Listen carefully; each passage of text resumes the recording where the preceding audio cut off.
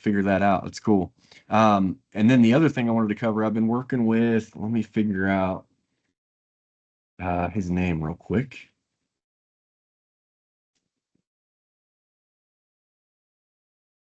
Somewhere in my calendar.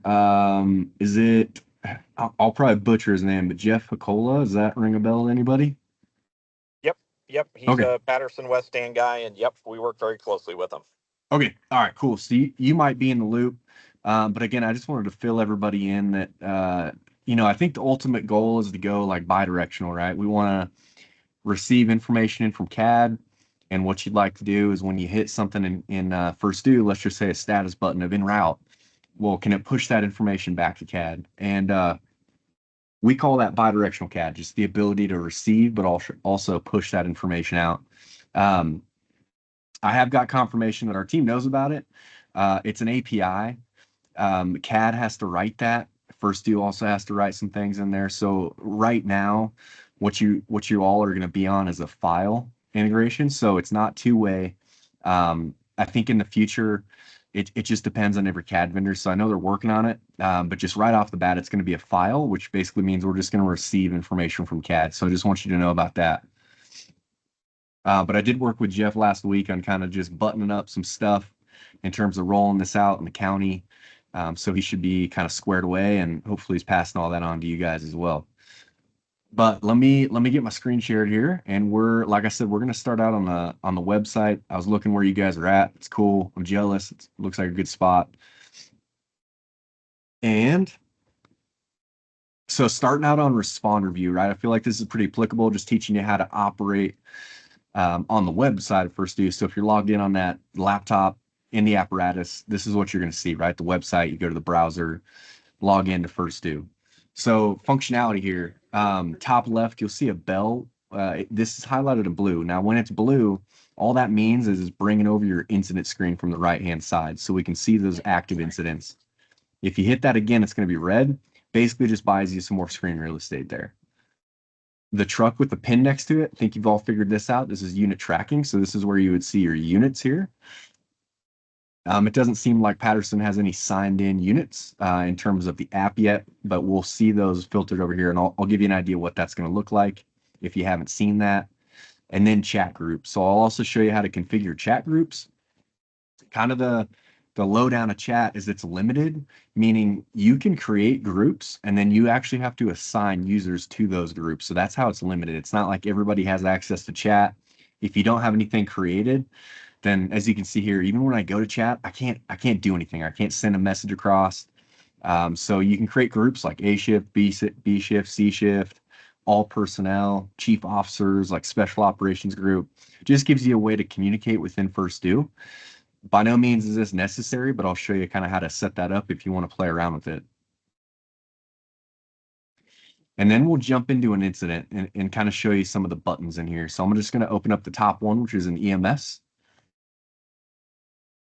It's going to find that location for us on the map, kind of show us where it's at. You can see that icon is kind of that star of life there. I'll show you how those icons change, kind of what information we're looking at in First Due in order to change that icon. But as you can see here, if I zoom out a little bit, I don't know where that MVA is at, but oh, there it is. So a couple different icons, right? You get the car, if there's a fire, it have a little flame symbol. So just from kind of that satellite view, you can understand what incidents you have going on in the system. But again, we'll open up this medical. Now, right off the bat, you'll get status buttons. It looks like Jeff's already configured his into what they want it to be. Now, you can incorporate really any status button. You could have, two stations, pretty standard. You could have an two scene, on scene, not available, we're delayed. You can also change terminology. I think the best example of that is by default, it's called a responding button, but we can just type in the box. We want this labeled as an en route button, kind of fits our terminology at the organization, and it'll be labeled as an en route button here. Now, how these operate is I would simply hit two station. I don't want to mess up their account. I'll kind of show you on a different account how this is going to operate. But if I hit two station, that's it. It's done. It shows us down at the bottom in this status log section. So again, just to reiterate, that information currently is going to stay within First Due. It's not going to push it back to CAD. But if bidirectional CAD ever comes your way, that's where we'd hit a status button. It'll push that information back to CAD, and that's kind of the best case scenario, right? That's what we want. So in the meantime, just so you know about it, we can get rid of these status buttons if you want to clean that up. Hey, we don't want to use those yet until we get that bidirectional CAD. That's easy. I'll show you how to delete those and get them out of the way. Right under that, we have incident details, so our notes from CAD here. Now, this building story is something that Jeff developed on his account. Again, this is pulled from the pre-plan. So if you have that pre-planning module, you're probably aware of that occupancy details section, right? Access problems, floors above grade, floors below grade, a lot of good information in there. What kind of basement does it have? Now you can map those fields over into this building story. So you're basically forming sentences. So we can get an idea of what they've developed over here. You get your hydrants in closest proximity here. So if you click this top one, that's just telling you it's the closest hydrant. You can select it and it'll show you where that hydrant is located on the map. So it gives you that bouncing pin. This is the hydrant you've selected. In this drop-down menu, once you've opened up that hydrant, it's also going to give you some information that you've entered for it. So color, address, and if you had any of these technical specs in there as well. Now scrolling down, this unit tab is just the units assigned. And then the status log, again, that's where it's going to throw, hey, who's hit a status button for this incident? And then all the way at the bottom, you'll see some different buttons here. Calculate route is going to be a little bit like MapQuest, right? It gives you this blue route drawing on the map. As you can see, it's going to take me forever to get to you guys, so I'm not going to make it. Don't wait for me. But then off to the right, you'll get kind of turn-by-turn directions. But where I really like using this is just that blue route drawing on the map. If you have an officer sitting in the right seat, kind of use that, guide your engineer to that scene. I think the benefit of that is you stick within First Do. You don't have to jump ship, go to a different app, and get a route. So you can get that all within First Do. The next one's call history. You'll see that's highlighted in blue. That means we have some active call history here. So let me get myself back over to that incident. If I hit call history, it's just going to show us our call history at this address. We need an occupancy to store data.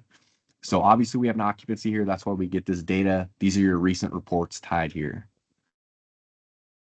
Street view is going to drop you to the closest street marker. So it's going to get us out to that location. We can take a look. Alpha side, good daytime conditions, what this thing looks like. Again, this is all pretty good information, but I understand it comes down to the amount of time you have while you're en route. A lot of the times, you don't have a whole lot time to look into this stuff, but it's a great tool just to know how to get into it.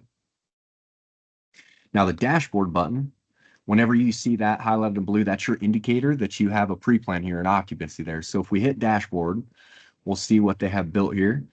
We get our address, building story, and then these tiles here we call alert tiles. So they're generated from not only icons on the map. For example, hey, we've dropped an FDC icon on the map. We dropped that alarm panel, hazmat. Those will be alert tiles. But as you can see here with construction, it's telling us it's wood frame. We get some notes that they've put in. It does have it doesn't have a basement, 0. So we get some information within these alert tiles, which can be beneficial. And then at the bottom, you'll see an occupancy detail tab. Now, when you open that up, it's going to link together the two modules that kind of communicate with each other really well, which is fire prevention. So we can see recent inspection data tied here, any open violations that we may have. So pretty powerful. And then over on the pre-planning side of things, we can dig into those details that we've elected to put in for this pre-plan. So again, I think what First Do does great is give you this pre-plan data on the fly when you need it the most. You don't have to search through a binder. You don't have to look on a local shared folder. It's all within one button essentially. But we can scroll down, get some information. We got area, construction, and then all the way at the bottom, you have a search bar for an ERG. So just to show you how it works, you can type in a UN number, finds a match for you, click on it, brings you right to that page. I'm going to pause here. I was rambling there. Any questions from the group, kind of what I've shown you so far, how to operate within that incident? I don't have anything so far. And then just in us playing around with it, I've also seen that it can feed back for the nearest codes and repopulate a bunch based on what they do. But I'm sure you'll get into that. Yeah, and you're talking about kind of from the pre-plan populating your nearest report? Yes, and even your en route buttons and that sort of thing. Yeah. The ability to map them. Absolutely. Yep. Yep. So, a lot of those details, like within the pre-planned property use, building type, that stuff will get mapped over to your incident report. System recognizes we have an occupancy here, and then yeah, thank you. I'll absolutely show you kind of how to map these buttons over to your incident report. All right. So backing out of this one, we're going to focus on kind of the bottom right-hand side of the map. Have some different icons down here. Now, the first one, pretty universal tool, or logo that just signifies layers. So it gives you the access and ability to turn off certain layers that maybe you don't want to see on here. So incidents, right? We can take those out of the way. Hydrants, get those off the map. Pre-planned units are all, talking about those icons, FDC icons, alarm panel, gas, electric shut off, that sort of thing. Annotations, address tags, to give you an idea of what address tags look like. It's those yellow highlighted numerics above an occupancy. I think it's great information to have on. Just gives you that awareness level of, hey, what's the numerics of these occupancies I'm looking at? I don't have to click on it and understand that info. Stations are just yellow station logos wherever your stations are located on the map. Traffic, again, we have this Google API connection for traffic. That's what our map's based off of. So we get an idea of real-time traffic feeds in this area. So if I turn that off, it's just going to take away our traffic information there. And then units, this one's very important. We need to make sure that's turned on in order to track apparatus locations and individual user locations on this map. So please remember that. I know it's confusing. If you've noticed it on the mobile app, it's actually called responder locations. Our team's trying to clean that up, so terminology wise, it's the same from web to mobile. And then regional layers, you'll see that all the way at the bottom. These are built from pre-planning. I'll give you an idea what they look like. And then on our pre-planning call, we'll go over how to build those. So before we keep moving forward, I need to show you a couple things, kind of how these status buttons operate. So let me jump over to this test account and we'll get some stuff done over here.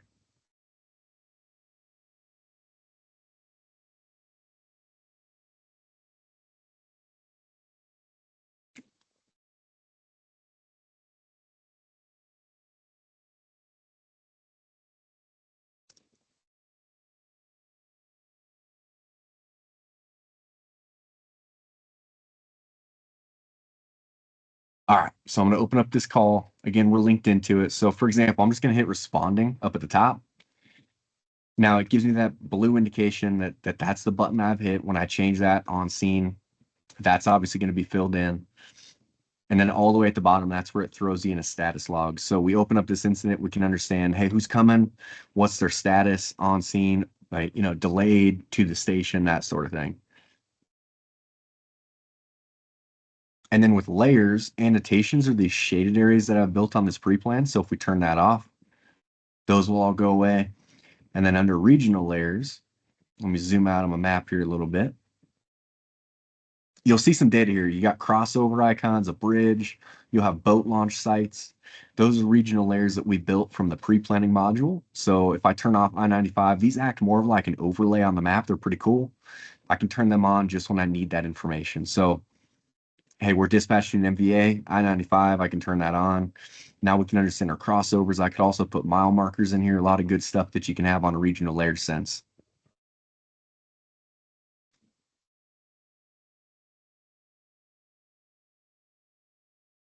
Hey, Chad, I'm sorry. I didn't see you dropped out. Did you, where'd you lose me at?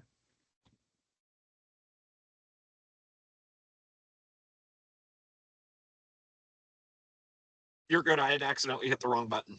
Oh, It okay. had just dropped. Yep. Okay. All right. Good deal. Sweet. All right. Cool. So there's kind of the map, with responder, web-based responder. Now we're going to jump over. Let me get back to that account here.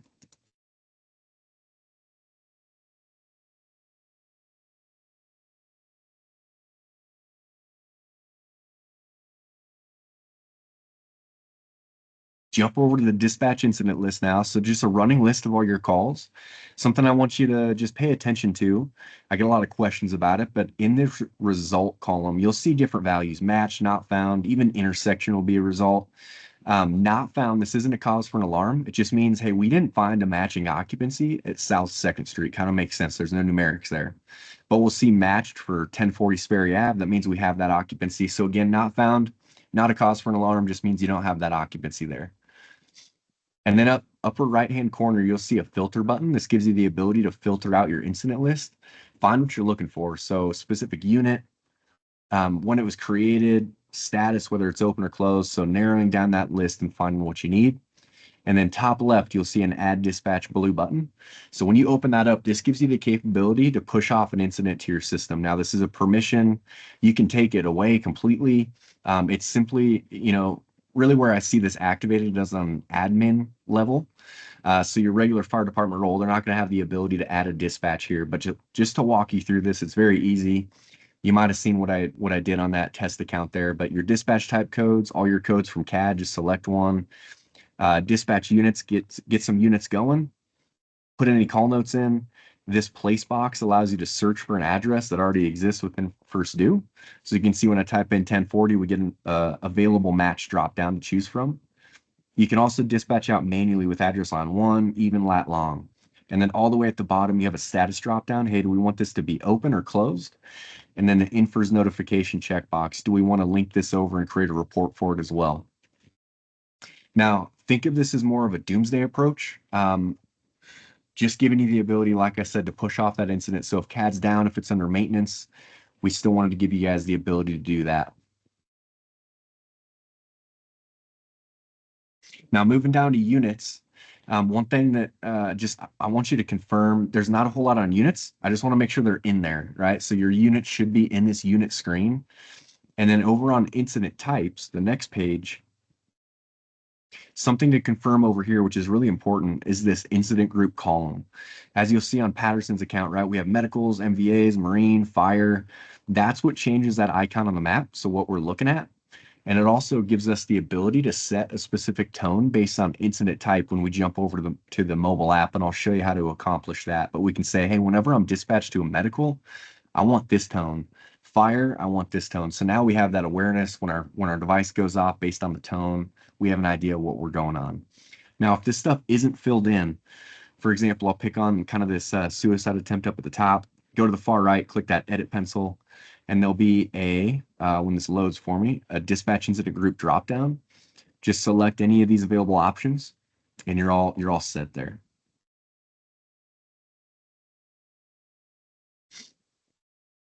Now over on unit response times, we can see this is blank. This is going to track timestamps for users. So when we hit a status button, it's going to show us that in this page. And to give you an idea what that looks like, I'm a visual person. I think you'll figure that out. But we'll jump over to this test account here and I'll kind of show you that breakdown. If I can click on the right one here. There we go. So we just have one in the last 3 days, but we get that dispatch ID, the address, the incident type, when it was created, and then off to the right, you'll see those status buttons. So on scene, responding, and get that timestamp. Now this is one place to get this information. Like Chad said, right, I'll show you kind of how to link these times over to the incident report as well.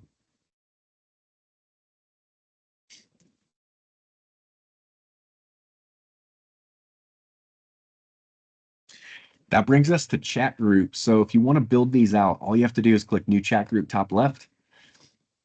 In this name field, simply up to your terminology. So if we wanted to create an A shift group, I'm going to type that in. Now, if we click create from here, everybody on our account will go into that A shift group. If you click the limit in users checkbox and then the edit pencil right next to it, now it allows you to select users that need to go to A shift. So I'll just give you an idea. If I selected these 3 individuals here and then click the plus button in the middle, they'll go over to a selected user group. If I save that, then just those 3 individuals will be able to see this A shift chat group on their device. Now the next page is preset messages. I'll give you an idea where these will appear, but similar to creating a chat group, you'll see the new chat preset top left.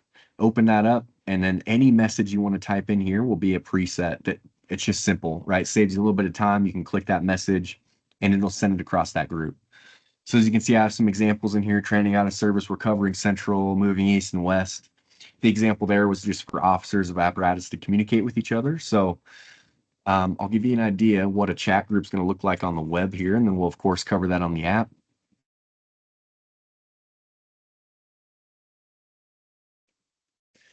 But on this test account, when I go to the chat bubbles top left, I'm assigned to a B shift group and an all personnel group. If I open up B shift, very similar to kind of your iOS messaging, your Android messaging, you have free text at the bottom. Just type anything in this box.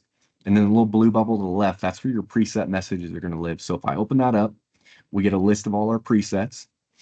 If I select working fire, that just sends it across the group.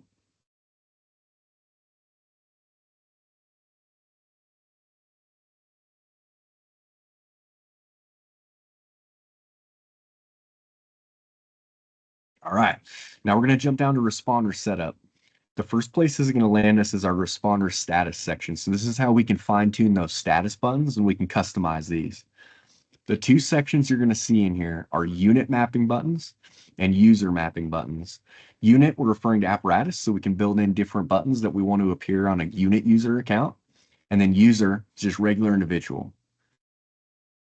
You'll see a drop down under each. That's where you can add more status buttons. So if I hit this drop down for, we'll just do it for user, and I select, to scene, that just adds it to the screen here. Now, like I said, you can rename these simply up to your terminology. So if under the to scene, you'll see a box that I can type in. That's where I can say, hey, I want this labeled as an en route button. Just type it in, and you're all set here. Now in the middle column, this allows you to link this over to your incident report. So the easiest one to pick on is en route. We would need to map that to our infers response mapping section, right? So I hit this drop down, and that would be mapped to an en route time. Now currently, right, because you all are going to be on a file integration from CAD, if there are any CAD times coming into first due for this field of en route, we're always going to take that CAD time first. If there's not a time coming in for it, but we do have a status button hit, we'll take that. So kind of the order of operations there, CAD, number one, if no times are in for that field, we'll take first due times there. But essentially, a piece of configuration you would need to do is kind of build these status buttons out, get them how you want them on your account. And then if you want to track those on your incident report, just map them over in this middle column. Now, all the way to the far right, you'll see the ability to delete. That's just getting rid of those buttons. So if I hit that next to to scene, just gets it out of the way. And then the button to the left kind of looks like a hamburger, 3 lines. That allows you to change the sort order. So where do we want these located? Maybe I want not available all the way at the top. You can drag that around wherever you want it.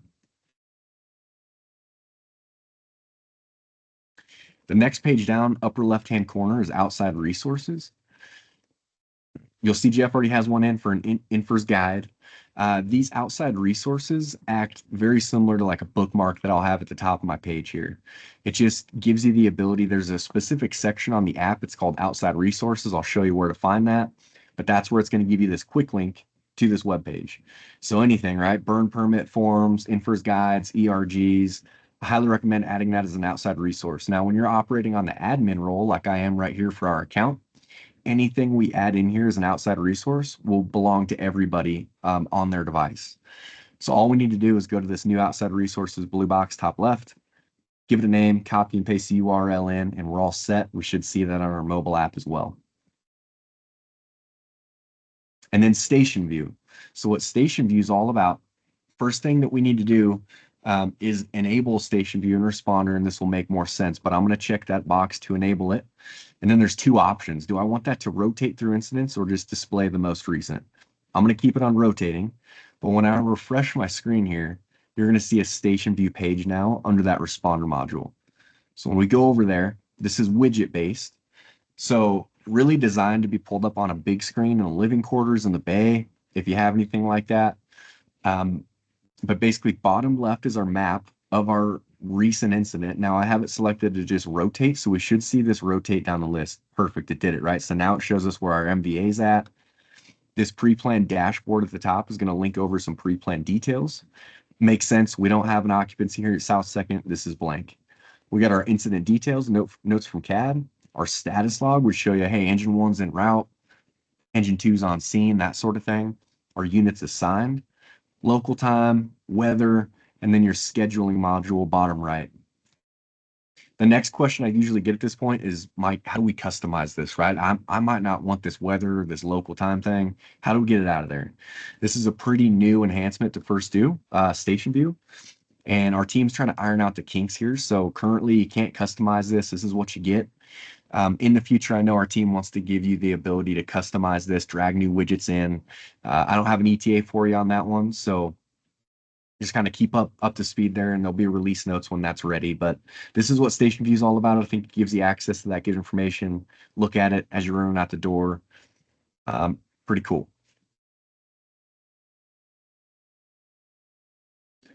All right, I'm going to turn that off for this account here. And before we get over to the mobile app, any outstanding questions here on the website of First Do here?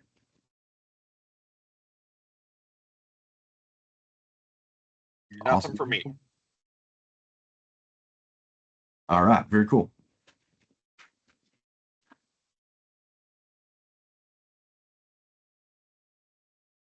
All right, give me 1 second here. I'm going to pull up my iPad. We'll go through the app functionality.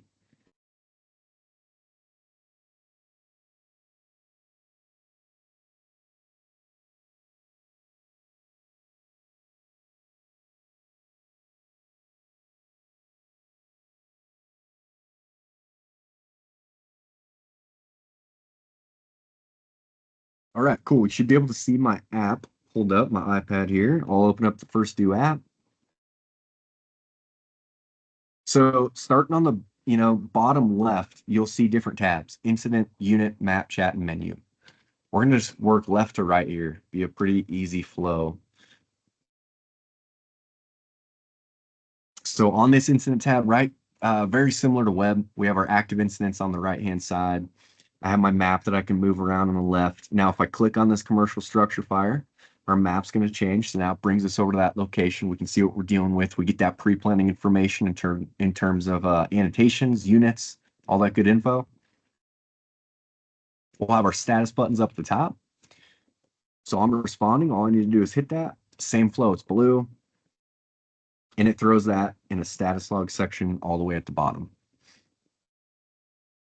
But working through here, right, the only button that you'll see that's different than what we'll see on the web is Quick Route. So Quick Route gives you the ability to take it one of two places: Apple Maps or Google Maps. We can actually make that selection on app settings, whatever you want your default to be.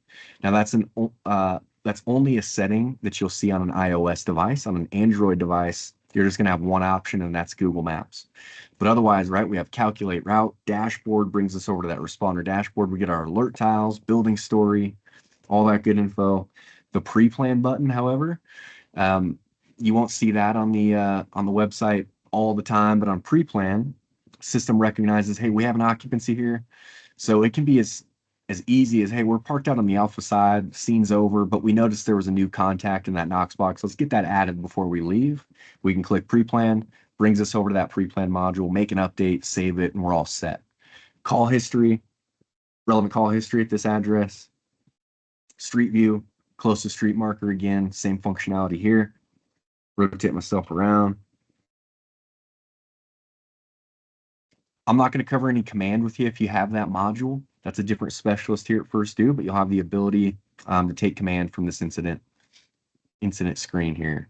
And then levels, you'll see a level drop down here. Now we build levels from pre-planning. So think of kind of a basic understanding there would be ground, second, third, fourth, fifth, and so on. We can build those levels that we can toggle back and forth between. To give you a sense of functionality here, when I hit this drop down, I can see now that we have an evac zone, basement, roof, and a ground level.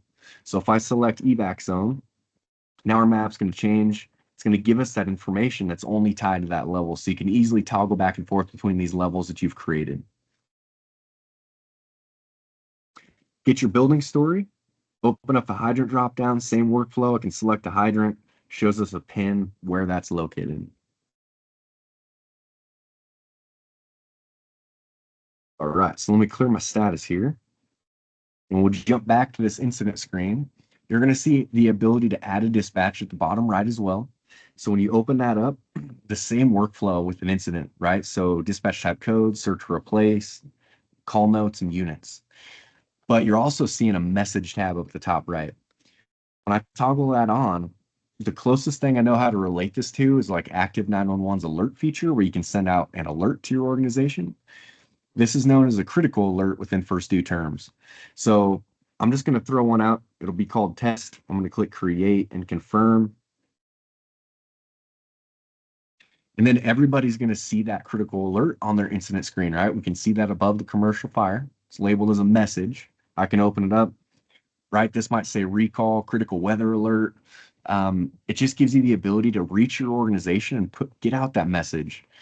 And organizations do like this because obviously it's different than chat, right? If you put that across chat, you're going to get a bunch of response. And maybe that's not what you're going for. So this critical alert feature, right, as you can see, I can open it up, but I can't reply. I can't status to it. It's just informational. Now moving over to the unit tab, you'll see that we have our account listed at the top. So this, for example, would say Patterson or your agency. When you open up that drop down, you're going to see the units that you're tracking here. So this is, again, who's signed into the app. If I click on engine 102, it's going to bring me to their location on the map. I can also click on that tag of 102, and we get some relevant information. So, hey, are they status? When was it last updated? What iOS version and app version are they running off of? And battery percent. So we get some good data here.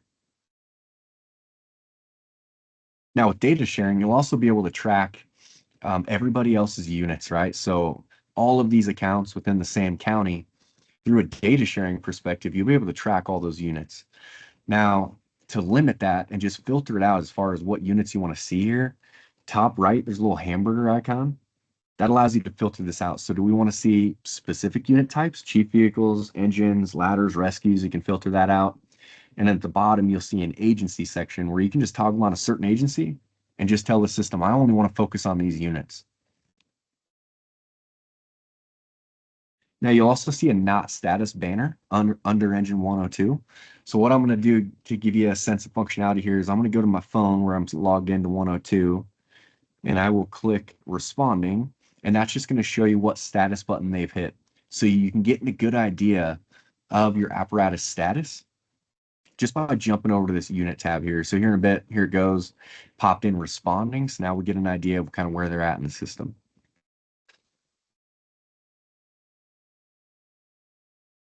Now jumping over to the map, moving to the top right, you'll see a bell icon. That's one of the three ways to silence notifications here at First Due. And by silencing notifications, I'm talking about any chat message, critical alert, or new incident. It's going to silence that. It's not going to send you a push notification. So a couple examples. Hey, we're going on vacation. I'm going on 4-day. I don't want to get anything until I'm back on shift. If I hit that bell, it's going to ask me one of two things. Do you permanently want to take these off, or select date? If I hit permanently, that bell is going to have a line through it. Now, when I'm back on shift, I have to remember to come in here, hit that bell, and that turns notifications back on. However, if I select the select date function, now I can get in here, go into a calendar view. Maybe it's Saturday or Friday at 7:30, right? That I don't want to get anything. I can set that time accordingly. Search bar at the top of the screen, find an address, business in your system, and then the First Due logo top left. You might see your department logo. You can customize that. But if we open up that First Due logo, now we get some options in here. So bottom right, you'll see the first one's add an account. What that gives you the ability to do is if any of your personnel, if they work for a different fire department and they also have First Due, they can add that account and easily use or switch between the two. So if I hit add account, it's just going to have me log in with those separate credentials. Once I'm logged in, I would then see two accounts at the top of the screen. The one with the blue check mark is the one you'd be operating on. That's the one you're receiving notifications for. But rather than logging out every single time, logging in with your new credentials, just an easy way to kind of user switch into what you want to see that day.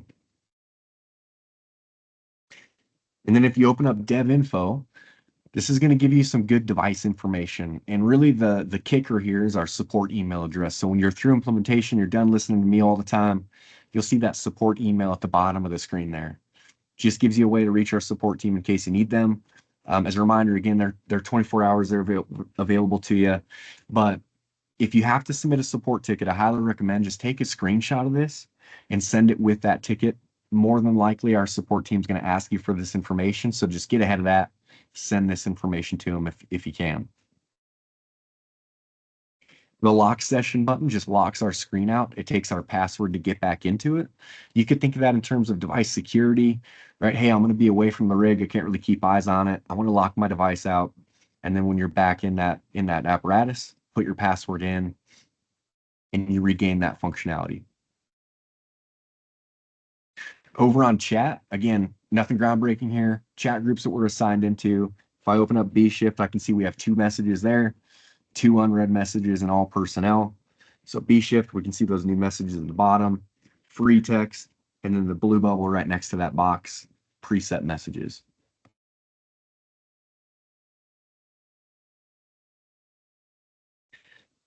All right. Now over on the menu tab, on my screen, you're going to see that I have some stuff pinned at the top. So outside resources, user settings, app settings, inspections list. So I have, settings, but I also have certain modules, kind of sub pages pinned to the top. Now, how you can do that is if you scroll down, you'll see the modules that you have. For example, if it's, within pre-planning, if I want to pin the pre-planned list, just hit that pin button to the right, and that'll throw it to the top of the screen for you. So kind of like a shortcut there. Now, starting from outside resources, we're going to see those resources that everybody has access to. So, from an admin perspective, they've already dumped in an ERG, Nemesis, Infers Guide, all that good information. But you'll also see the plus button top right. That gives you the ability to add your own personal resource. So if there's something specific just to your role, go ahead and add that from your app, and you're the only user able to see it. So if we hit that plus button, same workflow, give it a title, copy and paste the URL, and that's all that's needed. Now under user settings, when we open that up,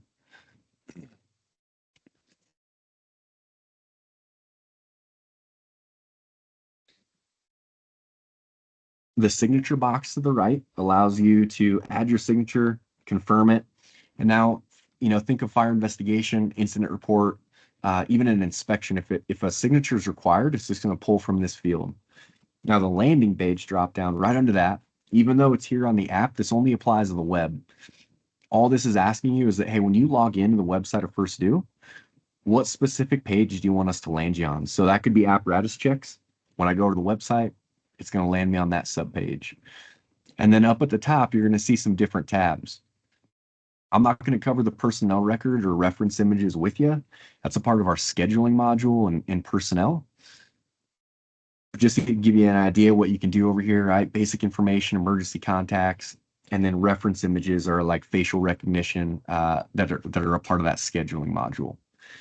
But we're going to jump over to notifications and talk about some items in here. So on that notifications tab, at the top of the screen, you'll see a push notification slider. That's the second way to turn off and silence those notifications. So if I hit that bubble off, same, right? Select a date, set a time that you want to start receiving notifications again. Now the dispatch notification filter, you'll see that turned off. To give you an idea of what that controls, let me jump back over here.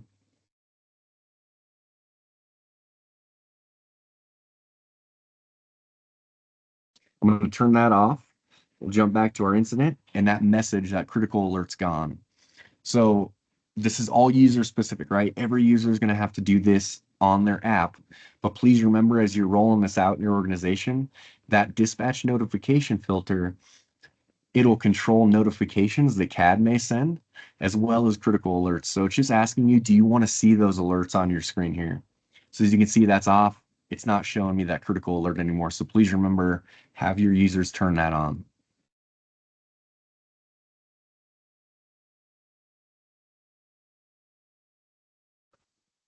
And then under dispatch turnout settings, by default, which is, probably the same thing you're seeing, it's saying all dispatches. But if I turn that bubble off, now it gives me the ability to filter out between units and incident types. So one application here could be, hey, maybe we have rovers that are always traveling around, filling vacation time, sick call outs, that sort of thing. Well, I can set my units here. So maybe I just want to get notified for, apparatus at station 1. I can scroll down the list and just select those units. So now what I'm telling the system is that, hey, I only want to get a notification. I only want to see incidents on my incident screen that either have engine 102, brush one, or engine one on a ticket. Now from here, I can also save this view. So I have that save view button at the top. If I hit save view, well, I could just save this as a station one view. And then I can go back, add my units for station two and save that as a station two view. Now where you'll access those saved views are with that little three dot symbol to the right. When you open that up, just going to give you quick access to those saved views you've created so you don't have to set that filter every single time. But you can also take this a step further. So let me get engine 102 out of there and brush one, and you'll see the dispatch incident type. So I can also select a dispatch incident type. Maybe that's, a commercial fire. And then there's an or and toggle right in the middle. So it's set to or right now, which means I'm going to receive a notification when it's got engine one on the ticket or it's a commercial structure fire. If I toggle that to and, however, now I'm limiting it to just sending me a notification that's a commercial fire that's got engine one on the ticket. So you can fine tune this and customize it as much as you want. Really where I see this and coming into play is for chief officers. Maybe they want a specific on-duty view versus an off-duty view. So just send me something big, at night when I'm off, that sort of thing. And then we'll jump down to app settings. So within app settings, starting from the top, you'll see the alert ringtone setting. When you open that up, this is where you can select different incident types and set a specific tone for it. So if I open up aircraft, there's 22 tones in here that you can select for that, and you can go down the list and set a tone for each of them. The notifications bubble, the second one down, that's the last way to turn off notifications. So again, same workflow, turn that off either permanently or select a date. The always play sound bubble. This is a good example, right? I have the app open. I'm operating under the app settings piece, right? So basically with always play sound turned on, what that's controlling is when the app's open, I'm going to receive a banner at the top of the screen for a new critical alert, new chat, new incident. And I'm also going to receive an audible sound. But if I turn always play sound off, I'm telling the app that, hey, when I have it open, I don't want that audible alert. Just give me a banner at the top. The critical alert volume, again, that's in regards to that critical alert feature, that message. You're just setting the sound volume on your device here. The next one down is screen timeout. When you open that up, think of inactivity. So after, a minute, 5 minutes, 30 minutes, if first due senses inactivity within that set time that you have selected here, it'll time out on you, your screen will lock. Dispatch persistence time, by default, you might see that off. If you turn it on, another field's going to pop up under it, just asking you how long you want to store dispatches for. By default, that's a day, so 24 hours after that incident, it'll go off your screen. But that doesn't mean you can't keep those incidents on your screen for a bit longer. We can keep those up to a month. Again, this is user specific. How long do you want those incidents to remain on your screen? Repeat alerts, if you turn that on, then your device is constantly going to go off with a new incident, critical alert. You have to acknowledge it for it to stop. The open on incident list is kind of the app version of the landing page. So I have open on incident list turned on. That means when I open up my app, it's going to land me on this incident list page. If you have that off, then the default becomes the map. So there's only two options in here. It's either the incident list if you have that turned on, but I have that turned off right now. So now when I open it up, it'll be just this map functionality right here.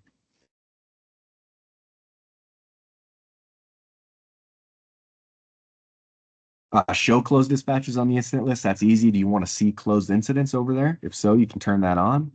And then show all incidents on a map. You'll notice I have that turned on. So this kind of works hand in hand with your notification settings. So I'll back up, right? Hey, just imagine that I'm only set to receive a notification for engine one incidents, right? They need to be on the ticket for me to get a notification. Well, because I have show all incidents on map turned on my incident list, I'm only going to see engine one incidents here. But when I go back to the map, I'll see every incident going on in the system. So I highly recommend turn that on. I think that's valuable. valuable information to have. The quick routing feature, again, only a setting you'll see on an iOS device. If you open it up, you can choose between the two options, Apple Maps or Google Maps. Zoom level settings, when you open that setting up, this should correlate with web pretty well in terms of zoom levels, 1 through 10. You'll notice on the pre-planning side of things, we can set those for units as well. So really it gives you the same functionality per user to do that on their mobile app. So Zoom 4 at the top here, the one I'm dragging around, these are your pre-planned units. So again, FDC icons, electric gas, hazmat icons, that sort of thing. What I'm telling the system right now is that I have to be within 7,000 feet in order to see those icons. Zoom 5 are our secondary address points or our child occupancies. The 1 are our primary address points. And then, of course, our hydrants. So what I always advise is just take some time, right? Go to the map. Kind of zoom out a little bit, right? See, hey, are those sticking in there for a good amount of time? Jump back to your menu, go into app settings, zoom level settings, and drag that around.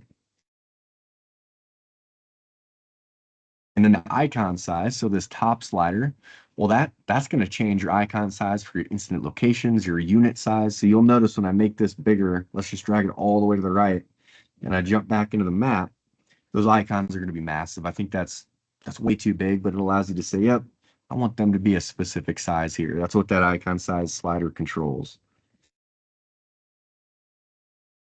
So you can change that for unit types as well as your hydrant size at the bottom.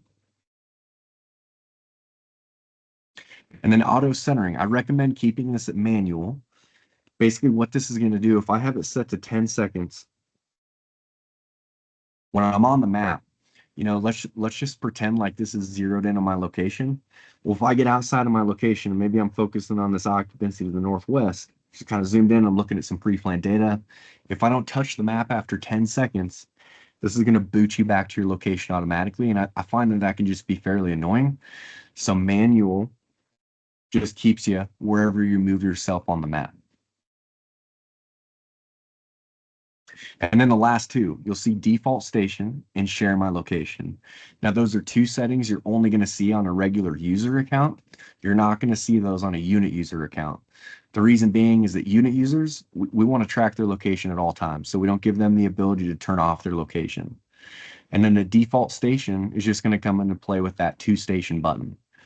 So to give you an idea how this is going to work right now, I don't have anything set in either default station or share my location. So back on an incident, if you elect to use that two station button, hey, I want to understand who's going to the station. If I hit two station, it's going to ask me, okay, which station are you going to? I can select station 1. And then it's going to ask me, do you want to share your location? I can select okay. And now as a user, my location is on the map. So please remind your personnel, they might have a lot of questions as you roll this out, like, hey, chief, I don't want to be on the map all the time. How does it work within First Do? And you can remind them that they're only on the map if they hit a status button. So basically what those two control, just a way to save some time, a little bit of automation here, right? So in default station, I can go in there and say, yep, I only go into station 1. Let's set that as my default. And I'm okay with it sharing my location. You don't have to ask me every time. So I can turn that on. And now a field pops up under it, just asking you, okay, you want to share your location. How long do you want to share it for? So if I open that up, I can share it up to 30 minutes. If I have this saved at 10 minutes, and then I jump back to that incident and I hit two station, you'll notice it didn't ask me anything. So down in the status log section, it's got me going to station 1 and my location's on the map for 10 minutes. Now these status buttons will reset that time clock, right? So if I hit two seen, responding, I'm on the map for an additional 10. So that's kind of how that operates.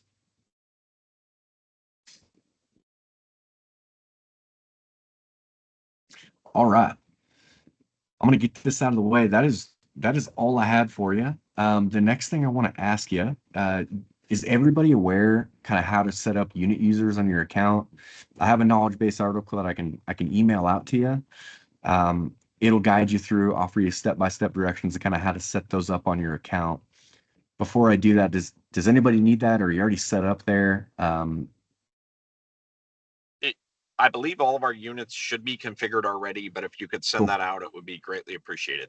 I know Chief Parnell and I've been playing around with both apparatus and units in there and doing quite a bit of testing with it. Awesome. Awesome. I love it. Any other questions from I have today's a call? question on Yeah. the add dispatch button. Yeah. What specifically is that for? Is that like if somebody walks into your station? Oh yeah, I mean it could certainly be used for like a citizen assist, like a smoke detector or whatever you want.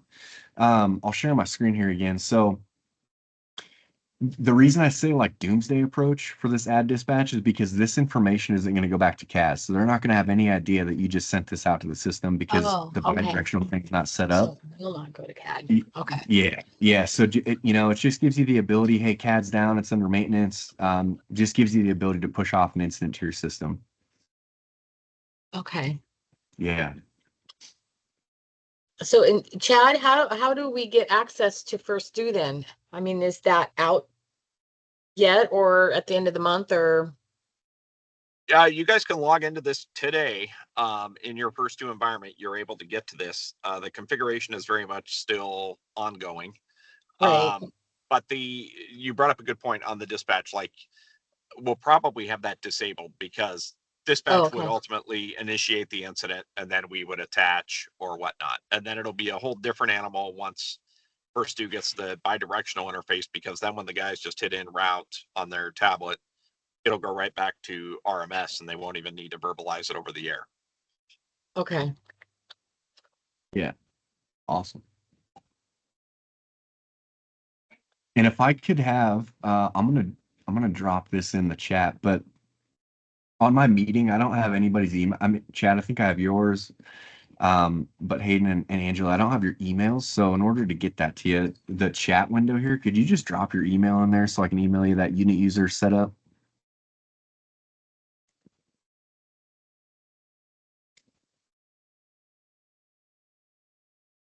Sweet. Thank you. All right, got it. Yeah, I'll email you that. I'll send everybody the recording and the notes as well. And then I'm not leaving you in the dust. So if something comes up, just shoot me an email. I can hop on a quick call, answer it over email, whatever the case may be. But if there's no other questions, I'll give you guys some time back in your day. Okay. And one of our captains sat in with me. So Awesome.